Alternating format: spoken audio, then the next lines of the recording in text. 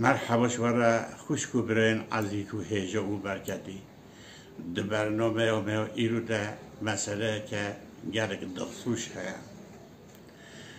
ظلامی لخارنگه خارن دخار چه ببینه باشه هاو دبینه یه لسر ماسای و کلک و رونشتی به تلفون و پیا دست آخوی و پیراجی رابو سرخوا و قیرک دو هی پشتی 40 سالان بزگینی و کرکی بو من هاد کرکی من چه بو از خودی کرکی ما ایدی پوشجی گوزی خودی خارنگه لقنده کرد و جیرا گود خوستا جکیس من هر کسی را برنجا که لسر دا گوشت بینه لسر وی گوتنوی خودی خارنگه هر کسی را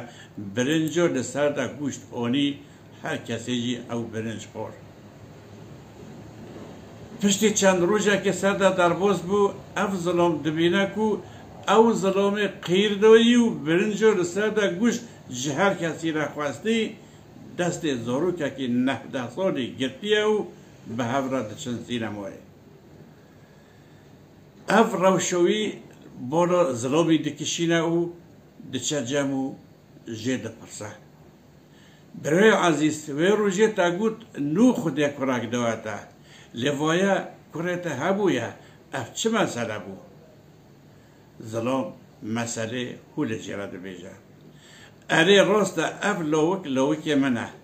و روژه لخارنگه اصل بند خارنه بوم لکلک و منجی پیرمیرک و پیرجنک رونشتی بون لبند خارنه بون جنه که جبر خواره هولی بود ایرو دل من دچه برنجا لسر دا گوشت لمیری وی لجنه خواه وگران دو بود حرمت من تنه پره نیسکه هیا من حق برنجا لسر دا گوشت نینه دمو میریکی ججنا خواره حسا گوت دل من شاوتی دل من پرتی آخر و هش دسر من دنما همو اصرابون سرخوا من اف تاکتیک چکر من جه هر کسی را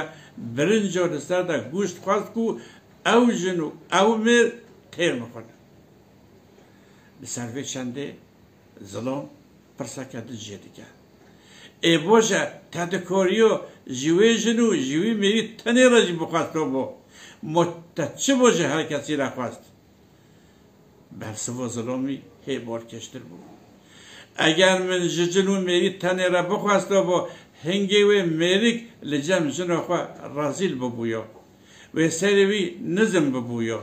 کو پره من هموجی بچونا من ندخواست کو یک لجم جنو خواه رازیل ببا جبر وی چنده من اف تاکتیک بکنی بله برای عزیز